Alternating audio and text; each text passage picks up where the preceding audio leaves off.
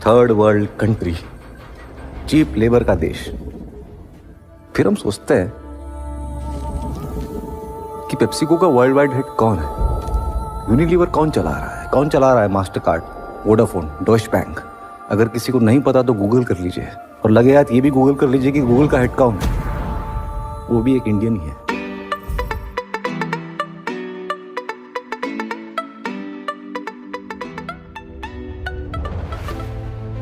जी हाँ दोस्तों, आज की कहानी एक ऐसे भारतीय की है जो आज पूरे देश के लिए गौरव है और हमारी युवा पीढ़ी के लिए इंस्पिरेशन है। दोस्तों, आज की कहानी उस भारतीय की है जो आज दुनिया भर की सबसे बड़ी सर्च इंजन गूगल के सीईओ हैं, और वे हैं सुंदरम पिचाई।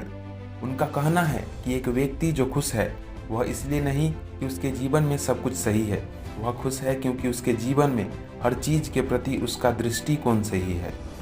दोस्तों, जिस बच्चे ने अपने बचपन में ना कभी टीवी देखा हो और ना ही कभी गाड़ी चढ़ी हो, आज उसकी अर्निंग $150 मिलियन से भी कहीं ज़्यादा है। लेकिन दोस्तों, सुंदरम पिचाई को यह सफलता एक दिन में नहीं मिली, इसके पीछे एक लंबा संघर्ष छिपा हुआ है। तो चलिए दोस्तों, हम जानते हैं कि तमिलनाडु की गलियों से निकलकर यह बच्चा गूगल का सीईओ कैसे बन पाया है।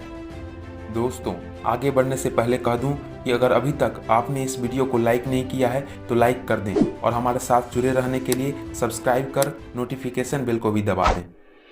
सुंदर पिचाई का जन्म 10 जून 1972 में तमिलनाडु के मदुरई में हुआ था। इनकी मां का नाम लक्ष्मी था और इनके पिता का नाम रघुनाथ पिचाई था। उनके पिता एक इलेक्ट्रिकल इंजीनियर थे। पिचाई को इंजीनियरिंग क्षेत्र में आने की प्रेरणा भी इनके पिता से ही मिली। जब सुंदरम पिचाई लगभग 12 साल के थे तो उनके पिता ने एक लैंडलाइन टेलीफोन लाया था। दोस्तों, यह टेलीफोन उनके जीवन में मॉडर्न टेक्नोलॉजी से जुड़ी पहली चीज़ थी। उन्होंने फ़ोन से मिलाई गई सारी नंबर्स याद कर लिया था। सुंदर पिचाई बचपन से ही पढ़ाई में काफ़ी अच्छे थे।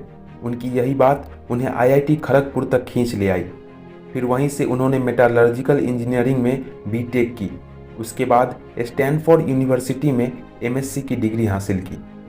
पहले तो वो पीएचडी हासिल करना चाहते थे, पर अपने इस आइडिया को ड्रॉप कर वे अप्लाइड मटेरियल से जुड़ गए, जो कि एक सिलिकॉन वैली में स्थित सेमीकंडक्टर बनाने वाली कंपनी था। वहाँ उन्होंने काफ़ी कम समय तक काम किया और अपनी एमबीए की डिग्री पाने के बाद उन्हें एक मैनेजमेंट कंसल्टेंट के तौर पर मैकेंसियन कंपनी में नियुक्त किया गया। उसके बाद साल 2004 में सुंदरम पिचाई पहली बार गूगल से जुड़े और उनका प्रवेश जीमेल की प्रदर्शन के साथ हुआ। कहा जाता है कि सुंदर ने इसे एक शरारत समझा, क्योंकि घोषणा के दिन, जो कि अप्रैल 1, 2004 था, दुनिया भर में हर साल फूल्स डे मनाया जाता है। पिचाई की पहली सफलता तब आई जब गूगल एक बहुत ही कठिन दौर से गुजर रहा था।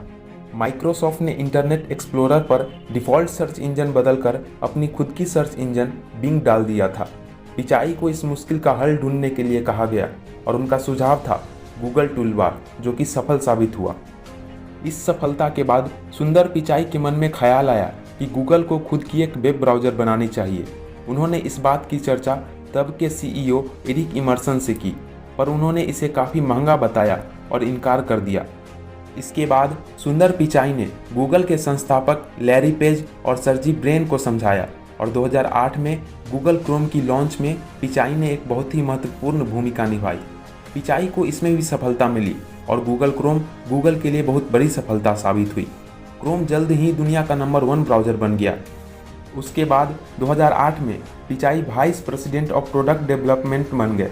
इस पद के कारण वे अक्सर गूगल के प्रेजेंटेशंस पर नज़र आते थे, और फिर 2012 में वे senior vice president of Chrome and apps बन गए। 2013 में एंडी रूबिन, जो उस वक्त एंड्रॉयड प्रोजेक्ट को लीड कर रहे थे, वे किसी दूसरे प्रोजेक्ट पर काम करने में चले गए।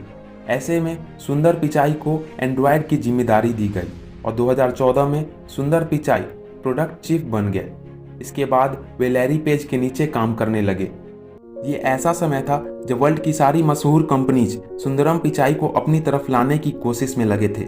सुंदर पिचाई को ट्विटर और माइक्रोसॉफ्ट जैसी कंपनी की तरफ से भी सीईओ बनने का इनविटेशन मिला, परंतु उन्होंने गूगल से वफादारी करते हुए इन्हें ठुकरा दिया।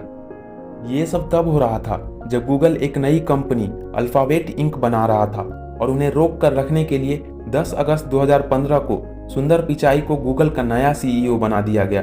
और अभी सुंदर पिचाई अल्फाबेट इंक के भी सीईओ हैं। तो दोस्तों ये थी कहानी टेक वर्ल्ड की one of the greatest warrior की। आशा करता हूँ आपको यह वीडियो पसंद आया होगा। तो दोस्तों वीडियो को लाइक करें और चैनल को सब्सक्राइब करें। धन्यवाद।